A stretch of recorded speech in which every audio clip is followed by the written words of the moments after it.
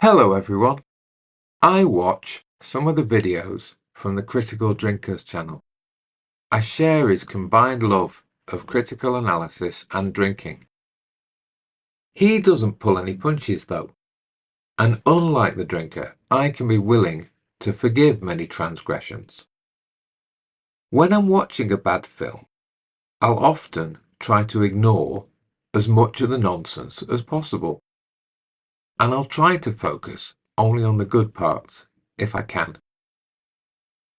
Sometimes it's hard to forgive though, and I'm going to talk about one particular example today.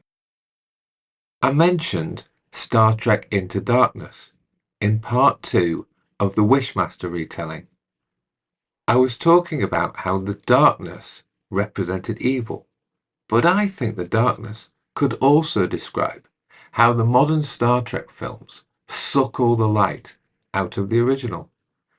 Star Trek Into Darkness is a remake of Star Trek The Wrath of Khan, but by some accounts it's much worse than the original. I haven't seen it though, so maybe I shouldn't say anything more than that. But in any case, I'm digressing again. I was watching the Critical Drinkers review of Star Trek Into Darkness, and he reminded me of the trinity of characters in the original Star Trek. It's hard to believe the show first aired almost 60 years ago, and it was actually cancelled 2 years before I was born. Luckily for me, people kept watching it, and it was still being shown on the television when I was growing up. The Critical Drinker mentions the holy trinity of the three main characters, and he describes how Kirk, Spock and McCoy bring different approaches to the problems that they have to deal with. It's a really great idea because they all work together to figure out the right solutions. They argue with each other, but they listen too. My take on the Trinity of Star Trek is a little bit different than the Drinkers, but not by very much. The only significant difference is that I have more to say about Kirk's role. And I think I'll mention a little bit about Scotty too. I think McCoy's defining characteristics are his feelings, his human emotions, and his compassion. He is a doctor after all. McCoy's emotions are contrasted with Spock's almost complete reliance on logic and science, and there are many scenes in the show that illustrate their differences. It's wonderful writing, wonderful acting, and wonderful directing. Kirk's defining characteristics are his strength and his passion. He is relentless when it comes to finding a solution to whatever difficulties the crew of the Enterprise are up against. And he reminds me of something that I learned when I was at school. I can't remember if it was in history class or if it was in RE class, but we were taught about Christian missionaries.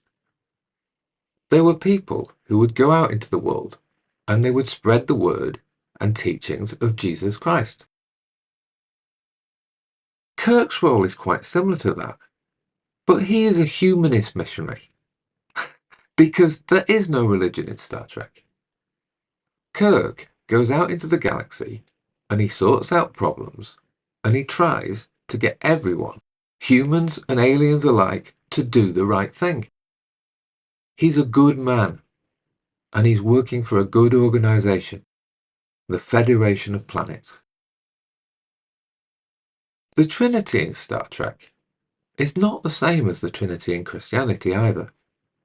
Kirk isn't God, Spock isn't Jesus, and McCoy is not the Holy Spirit.